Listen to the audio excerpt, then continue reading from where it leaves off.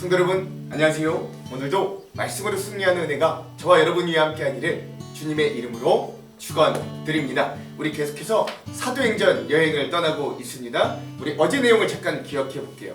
어제는 우리가 21장의 전반부 내용을 함께 나눴습니다. 이제 3차 전도여행이 정말 마지막 사역이에요. 그래서 이제 배를 타고 이제 이스라엘 땅으로 와서 이제 두로와 가이사랴 지역에서의 마지막 사역들을 함께 봤습니다. 먼저 우리가 함께 봤던 건 뭐냐면 이 앞전에서부터 에베소 장로님들과 밀레도 왕에서 이 작별 인사를 할 때부터, 그리고 두로와 가이사랴에서도 똑같이 3번씩이나 성령님이 그곳에 있는 성도들에게, 또 바울에게 직접 이 바울이 결박되어 끌려가고 고난을 당하고 박해를 당할 것이다, 그 거의 죽음을 암시하는 듯한 모습들을 성령님이 그곳에 있는 모든 성도들과 바울의 전도팀에게 알려주셨다는 거예요. 3번씩이나.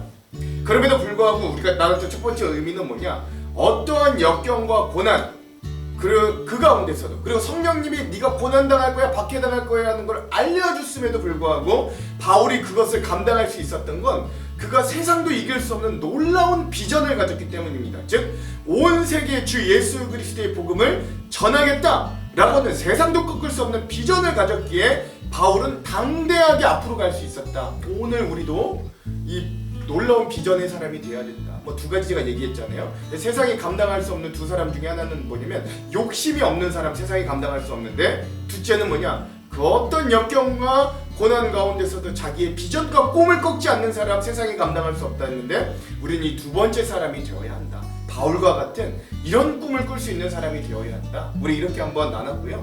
2번째, 또 하나, 이런 역경과 고난 가운데서도 이 바울이 이 모든 일들을 감당할 수 있었던 이유는 하나님의 뜻에 온전히 순종할 수 있는 그런 분량이 바울에게는 있었다.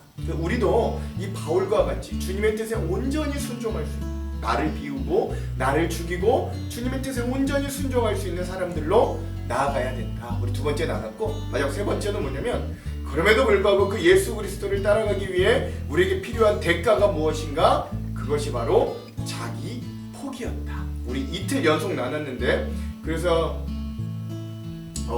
우리 어제는 벤자민 슈멀크 목사님, 우리 안중식 목사님 나눠주셨던 그 예화를 우리 어제 또 같이 한번 나누면서 그런 자기 포기, 자기 희생, 고난과 어려움이 있지만 그런 자기 포기를 가지고 주님 앞에 나아가는, 그래서 각자의 십자가를 질 때 놀라운 은혜와 그것을 뛰어넘는 영광을 주시는 그 하나님을 우리도 바라보며 나아가자. 우리 이렇게 어제 3가지 은혜를 함께 나눴습니다. 잘 기억하실 줄로 믿어요.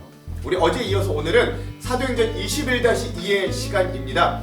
땅끝까지 전해지는 복음 22번째 시간이고요. 분량은 21장의 중반부인 15절에서 26절까지 오늘 우리가 함께 읽어보도록 하겠습니다. 제목을 짓자면 신앙인의 존중과 배려라고 하는 제목을 지었고, 이 바울이 복음을 위해 자기가 어떻게 존중하고 배려하는가, 뭐 이것도 자기 포기의 일환인데, 그런 모습들을 오늘 우리가 함께 좀 살펴보기를 원합니다. 자, 그러면 오늘 우리가 내용과 주안점을 들어가기 전에 2가지 맥을 한번 짚어보고 갈게요. 자, 먼저 첫 번째, 자, 오늘 우리가 말씀을 읽으면서 이제 바울이 3차 전도 여행 이후에 이제 예루살렘 교회 복귀했거든요. 이런 복귀한 예루살렘 교회, 그리고 그 예루살렘의 분위기와 상황이 어떤지를 한번 좀 살펴봤으면 좋겠습니다. 자, 2번째, 자, 오늘 말씀을 통해 율법에 자유했던 이 복음 전파자 바울이 굳이 율법의 결례를 행하야 했던 이유는 또 무엇인가, 이것도 한번 깊이 묵상해 보면서 오늘 말씀을 좀 함께 나눴으면 좋겠습니다. 자, 이런 2가지 맥을 짚으면서 오늘 내용과 주안점을 함께 좀 들어가 보도록 할게요. 먼저 내용을 살펴보겠습니다. 자, 오늘 3차 전도 여행의 끝, 예루살렘으로 복귀한 바울 전도팀의 내용을 나눌 건데, 우리 21장의 중반부의 첫 번째 내용은 예루살렘으로 복귀하는 바울의 전도팀에 대한 이야기입니다. 이렇게 거기서 며칠을 지낸 뒤에, 가이사랴 지방에서 며칠을 지낸 뒤에 우리는 행장을 꾸려서 예루살렘으로 올라갔다. 가이사랴에 있는 제자 몇 사람도 우리와 함께 갔다. 그들은 우리가 묵어야 할 집으로 우리를 안내하여 나손이라는 사람에게 데려다 주었다. 그는 키프로스 사람으로 오래전에 예수 그리스도의 제자가 된 사람이었다. 라고 하면서 이제 바울의 전도팀이 정말로 예루살렘의 나손이라고 하는 주님의 제자의 집에 머물고 있는 모습을 보여줍니다. 자, 그리고 나서 이 3차 전도 여행을 예루살렘 교회에서 보고하고 이 바울이 이 율법적인 결례, 즉 율법의 행위를 실천하는 모습도 보여줍니다.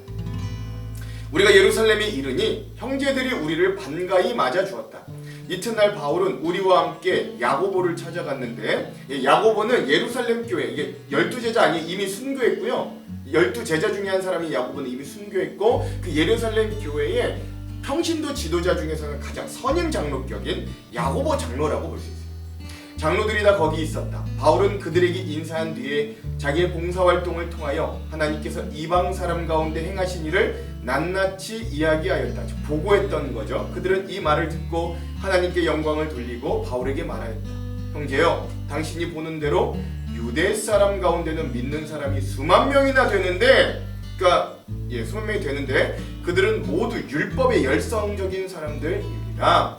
즉 우리 예루살렘에도 이 주변에도 이제 유대인들이 주님께로 돌아오기가 엄청나게 수만 명이나 이제 우리 그리스도인들이 되었는데 아직도 그들이 자기가 살아온 대로 율법의 열성적인 사람입니다 이야기하는 거죠. 그런데 그들이 당신 바울을 두고 하는 말을 소문으로 듣기로는 당신 바울이 이방 사람 가운데 사는 모든 유대 사람에게 할례도 주지 말고 유대 사람의 풍속도 지키지 말라고 하면서 모세를 배척한다고 가르친다, 이렇게 소문이 났다는 겁니다. 그러니 어떻게 하면 좋겠습니까? 그들은 틀림없이 당신이 왔다는 소식을 들을 겁니다. 그러므로 바울, 당신은 우리가 말하는 대로 하십시오. 우리 가운데 하나님 앞에 스스로 맹세한 사람이 넷 있습니다. 이 사람들을 데리고 가서 함께 그 그리스도인이 된 유대인들 4명을 함께 데려가서 함께 정결 예식을 행하고 그들이 머리를 깎게 하고 그 비용을 대신 내십시오. 그러면 사람들은 모두 바울 당신의 소문이 전혀 사실이 아니고 도리어 당신이 율법을 지키며 바로 살아가고 있다는 걸 알게 될 겁니다. 신도가 된 이방 사람들에게는 우상의 제물과 피와 목매어 죽인 것과 음행을 삼가해야 한다는 걸 우리가 결정해서 보냈습니다. 그래서 바울은 그 다음날 그 4사람들을 데리고 가서 함께 정결 예식을 한 뒤에 성전으로 들어갔다. 그리고 정결 기한이 차는 날짜와 각 사람을 위해 예물을 바칠 날짜를 신고했다 라고 이야기하는 것입니다. 여러분, 그러니까 바울도요 율법에는 자유한 자라고 스스로 이야기했지만 그럼에도 불구하고 이 예루살렘에 있는 유대인이었다가 그리스도인이 된 수만 명의 사람들을 배려해서, 그리고 그들이 자기를 오해하는 오해를 풀기 위해서 자기도 율법적인 결례를, 율법적인 행위를 행해 주는 거예요. 이게 어떤 의미들인가는 우리가 이따 주안점에서 함께 좀 나눠보도록 하겠습니다. 자, 그럼 오늘 우리의 본문, 우리 사도행전 21장의 중반부에 있는 핵심 구절을 함께 나눌게요. 오늘 핵심 구절은 26절입니다.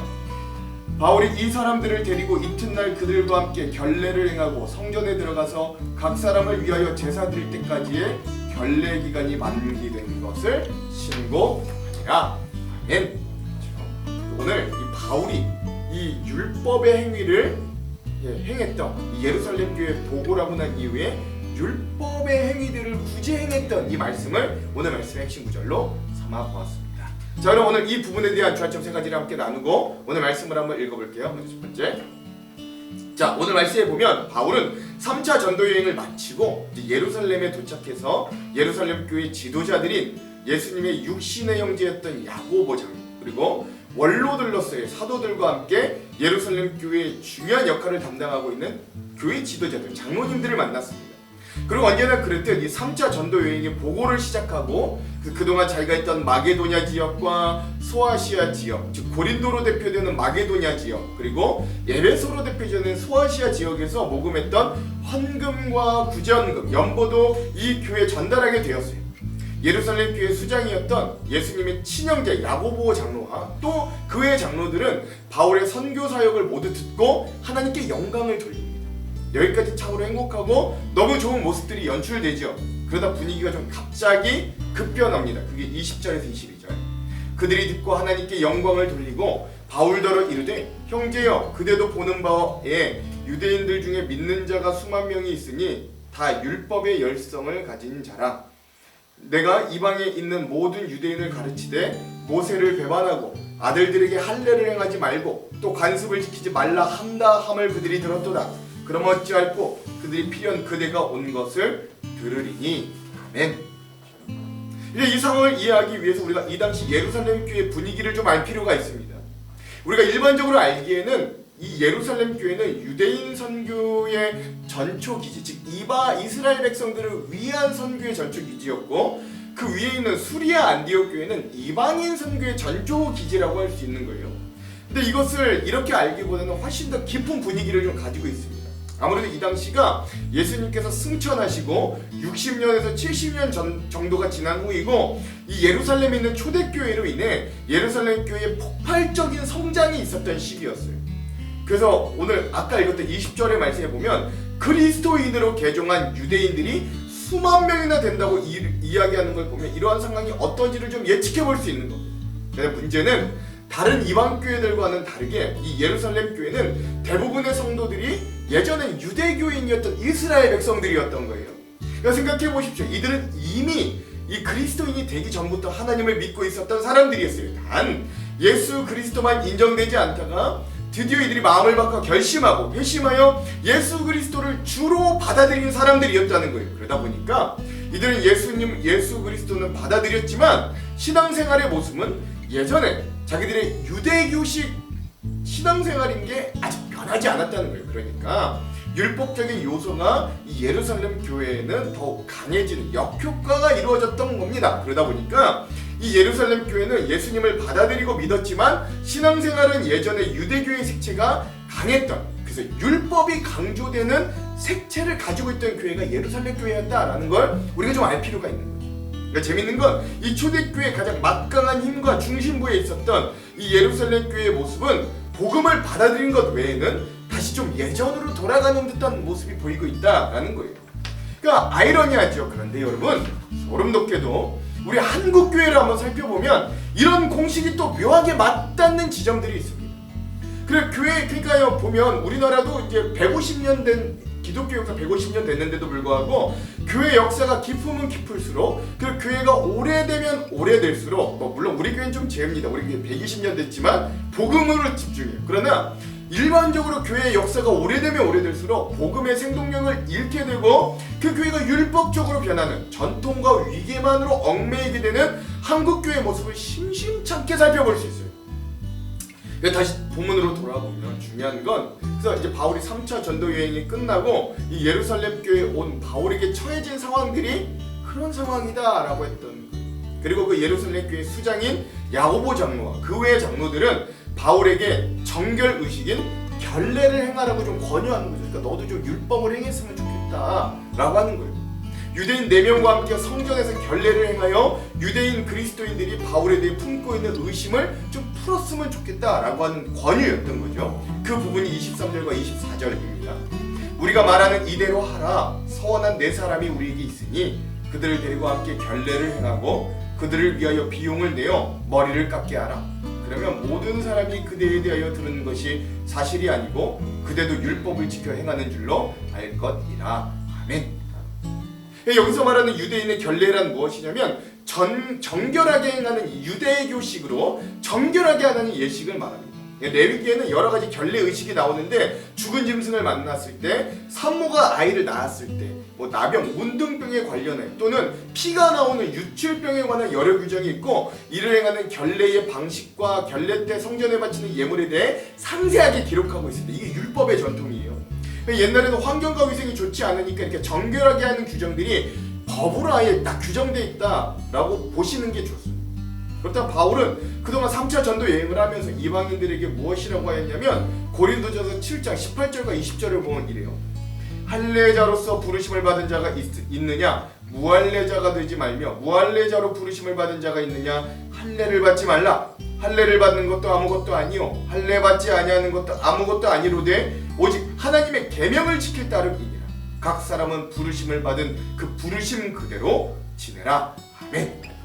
즉 바울은 예수 그리스도의 복음을 받아들이는 것 이외에는 그 무엇도 중요하지 않다라고 이야기했었어요. 즉 자신은 율법에 얽매이지 않았다. 그리고 그 율법을 꼭 지키지 않아도 예수 그리스도로 인해 구원과 거듭남을 입은 자가 될 수 있다고 온 유럽과 소아시아에 전하고 다녔던 전도자였거든요.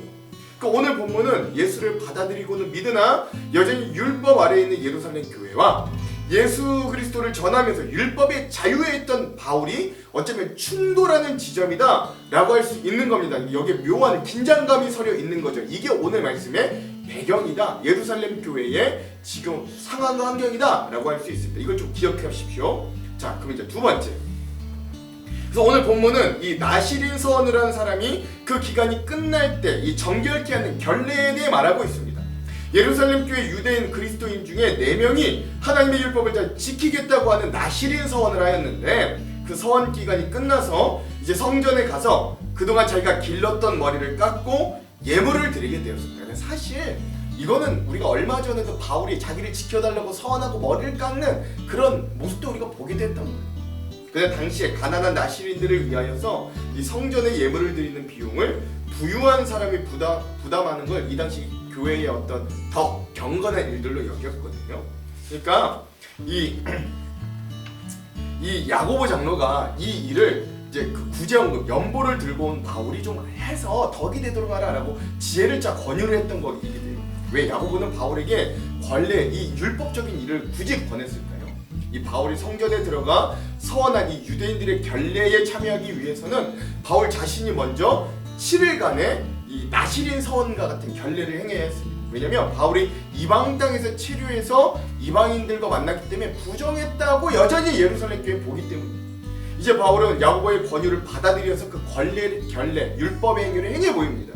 이런 모든 일은 유대인들이 바울에 대해 들은 얘기가 사실과 다르고자, 그러니까 다르며 또 바울도 하나님의 율법을 지키는 경건한 사람임을 이 예루살렘에 있는 유대인 그리스도인들에게 좀 보여주고자 하는 거예요. 자, 그럼 이제 바울의 태도와 반응이 중요하죠. 우리가 상식적으로 그동안 바울이 해왔던 말과 행동과 행보를 보았을 때는 상식적으로 바울의 반응은 그게 근데 그거 복음 거는 별로 그렇게 중요한 거 아니잖아요. 그건 구원과 복음의 핵심이 아니니 나는 이방인의 사도로서 그것들에 대해 좀 반대하겠다. 나는 그거 그렇게 하고 싶지 않다라고 하거나 그 결례를 따르지 않겠다고 선언하는 게 맞을 것 같잖아요. 그런데 바울의 대답과 행위는 이렇게 달랐습니다. 26절 바울이 이 사람들을 데리고 이튿날 그들과 함께 결례를 행하고 성전에 들어가서 각 사람을 위하여 제사를 드릴 때까지 결례 기간이 만기된 것을 신고하니라. 자, 그러니까 어떻게 했냐면 바울도 그 율법에 따라 그 결례들을 다 행하고 다 완료해서 신고했다, 보고했다라고 하는 거예요. 자, 우리가 이런 바울의 태도를 보면 바울이 그동안 견지해온 자기의 신앙과는 달리 유대인들의 강요에 마치 타협을 한 듯한 느낌을 받을 수 있습니다. 그래서 어떤 신학자들은 바울이 이때는 예루살렘 권위에 눌렸다, 졌다, 굴복했다라고 이야기하는 사람들도 좀 있습니다. 바울이 이 인간적인 굴욕과 마치 눈치 보는 듯한 행동으로 이런 것들을 했다고 저는 여기지 않아요. 바울이 취한 이런 율법을 지키는 행동은 자신의 선교 원리, 즉 유대인을 얻기 위해서는 내가 유대인이 되기도 하고 율법 아래에 있는 자들을 얻기 위해서는 율법 아래에 있는 사람이 되었다고 하는 원칙에 따라 행한 것으로 보는 게 가장 타당한 거예요. 즉 이 예루살렘 교회 유대인이었던 그리스도인들의 마음도 얻고 그들이 더욱더 그리스도인이 되기 위해 도움이 되기 위해 자기가 배려했다라고 보는 거죠. 고린도전서 9장 19절에서 22절에 보면 바울이 이렇게 이야기합니다. 내가 모든 사람에게서 자유로우나 스스로 모든 사람에게 종이 된 것은 더 많은 사람을 얻고자 함이라. 유대인들에게 내가 유대인과 같이 된 것은 유대인들을 얻고자 함이요 율법 아래에 있는 자들에게는 내가 율법 아래에 있지 아니하나 율법 아래에 있는 자같이 된 것은 율법 아래에 있는 자들을 얻고자 함이요 약한 자들에게 내가 약한 자와 같이 된 것은 약한 자들을 얻고자 함이요 내가 여러 사람에게 여러 모습이 된 것은 아무쪼록 몇 사람이라도 구원하고자 함이니. 아멘. 그러니까 바울은 다른 사람을 유익하게 하기 위해 개인적인 자유를 스스로 제한하는 태도를 보여줍니다. 바울은 복음을 전하는 데 있어서는 선교 대상자들에게 자기를 맞추려고 합니다. 그는 어찌하든지 몇 사람이라도 더 구원하는 게 나의 목적이다 라고 이야기하는 거예요. 즉 그의 최고의 관심사는 영혼 구원이지 그게 결례나 예식의 형식이 아니었던 겁니다. 자신이 결례를 행하여 유대인들의 율법의식을 만족시키고 만약 그렇게 해서 자기에 대한 좋지 않은 시각과 감정을 누그러뜨려서 히브리파와 헬라파가 서로 이해하고 유대인들이 복음을 받아들이는 일에 도움이 된다면 바울은 기꺼이 그 일을 행할 수 있던 거예요. 바울은 그리스도를 위해 사람을 얻기 위해 모든 방법들을 동원하고 있던 거예요. 바울은 모든 사람이 자신의 견해에 찬성하지 않는 걸 알고 있었고 또 그들의 주장이나 편견을 있는 그대로 또 인정하기도 했어요. 바울은 복음의 핵심적인 부분이 아닌 문제들로는 그리스도 안에 있는 형제들과 다툼이 일어나서 복음 진전에 방해가 되는 걸 결코 원치 않았다라는 거예요. 바울은 구원의 본질적이지 않는 문제에 대해서 그래서 많은 자유함을 지녔다.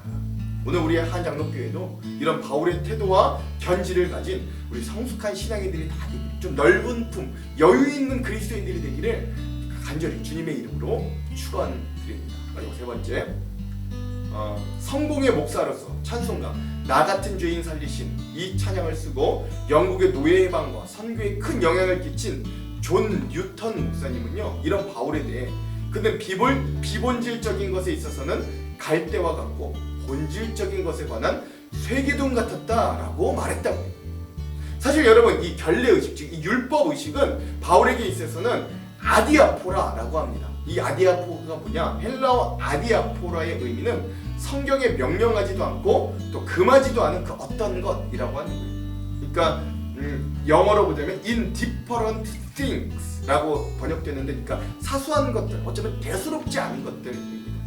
성경에서 하라 혹은 하지 말라는 규정은 없고 또는 성경에 게시된 진리의 말씀에 비추어 선악과 직접적으로 관련되지 않은 문제들에 치중할 필요는 없다. 그러니까 비본질적인 거는 내가 어떤 사람을 위해서 할 수도 있고 안 할 수도 있다 라고 하는 태도라는 거죠. 오늘날에도 뭐 굿이나 제사한 음식을 먹지 않거나 또 먹을 때 꺼름직한 생각이 드는 분들이 있죠.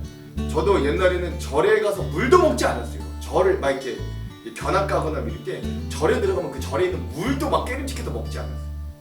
어릴 때는 선짓국을 먹기가 꺼림직해서 왜 피 먹지 말라 그래요. 이런 것들이 모두 아디아포라, 사실은 대수롭지 않은 문제들이에요. 어떤 사람은 모든 것을 먹을 만한 믿음이 있고 또 어떤 사람은 어떤 믿음이 연약한 자는 채소만 먹는 자들입니다. 바울은 그리스도인의 자유에 대해 말한 로마서 14장에서 이들을 믿음이 강한 자와 연약한 자로 따로 구분해줘요. 그리고 이 믿음이 약할수록 특별한 교회 관습에도 의존하게 되는 것이죠. 그러므로 먹는 문제는 구원과 직접적인 관련이 없는 겁니다. 다만 이 음식 문제로 형제가 근심하거나 시험에 들지 않도록 믿음이 강한 자가 사랑으로 행하라고 이야기하고 있다. 성경은 거기에다 집중한다는 거죠.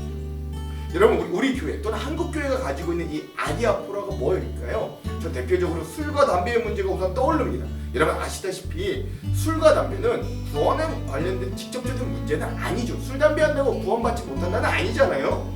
따라서 누가 담배를 피우면 그를 정지하기보다는 오히려 권유해서 건강을 위해 삼가하도록 하는 게 좋은 태도가 되는 겁니다. 그러니까 쉽게 정지하지 말라는 거예요. 오늘 본문을 통해 사도 바울은 한 영혼을 구원하기 위해 사소한 것을 문제 삼지 않는 큰 믿음의 본을 보여주고 있는 거예요. 우리도 이런 바울의 신앙을 본받으려면 어떤 태도가 필요할까요?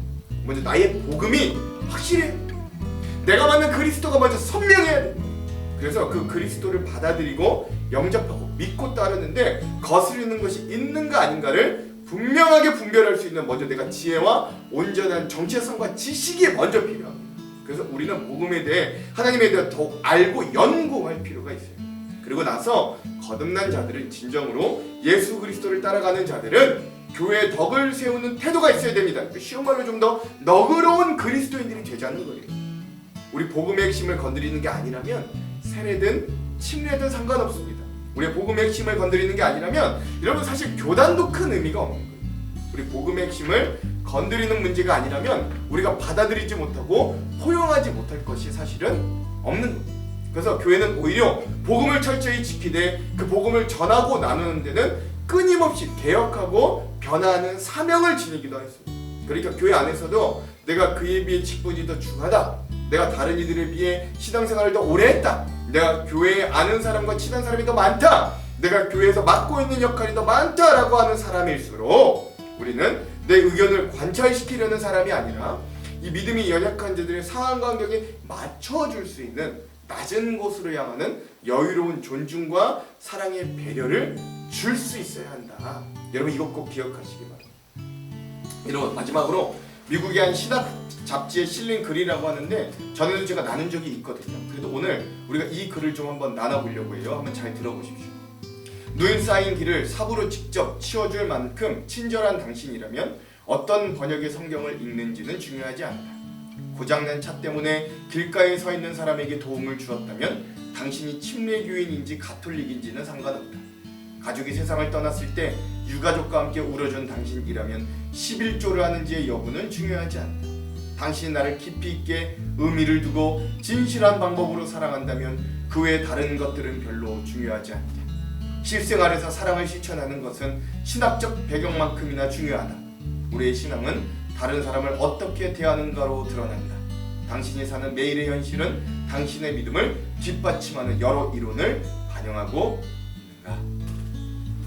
사랑하는 성도 여러분, 오늘 우리가 복음을 지킨다면서 내 자신의 고집과 아집을 지키지는 않는가? 한번 오늘 말씀을 통해 곰곰이 돌아보시기 바랍니다.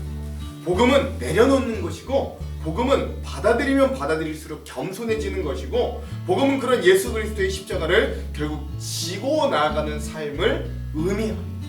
오늘 우리에게도 이런 존중과 배려의 연기가 가득하기를 주님의 이름으로 축원합니다. 기도할게요.